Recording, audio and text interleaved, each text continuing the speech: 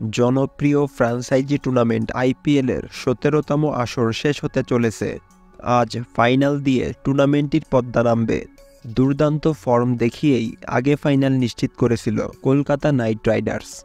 রাজস্থানকে হারিয়ে শিরোপা নির্ধারণী ম্যাচের টিকিট কেটেছে সানরাইজ হায়দ্রাবাদও। মজার বিষয় হলো, এবারের ফাইনালে ভারতের হয়ে টি-20 বিশ্বকাপ খেলতে যাওয়া এ স্কোয়াডের কেউ নেই। রাজস্থানের বিদায়ে নিশ্চিত হয়ে গেল ভারতের বিশ্বকাপ স্কোয়াডে থাকা কোনো ক্রিকেটার ফাইনাল খেলবে না। রাজস্থানের অধিনায়ক সঞ্জু স্যামসন ছাড়াও জেসওয়াল এবং চাহাল ছিলেন ভারতের টি-20 বিশ্বকাপের 15 সদস্যের দলে। এছাড়া ফাইনালে খেলতে যাওয়া কলকাতা হায়দ্রাবাদের কেউই নেই মূল স্কোয়াডে। কলকাতার রিঙ্কু সিং আছেন বিশ্বকাপের রিজার্ভ ক্রিকেটার হিসেবে। এর আগে বুধবার এলিমিনেটর ম্যাচে রয়্যাল চ্যালেঞ্জার বেঙ্গালুরু আইপিএল থেকে ছিটকে যায়। সেই দলে ছিল বিশ্বকাপ খেলতে যাওয়া বিরাট কোহলি এবং মোহাম্মদ সিরাজ, যারা ভারতের বিশ্বকাপ দলের গুরুত্বপূর্ণ সদস্য।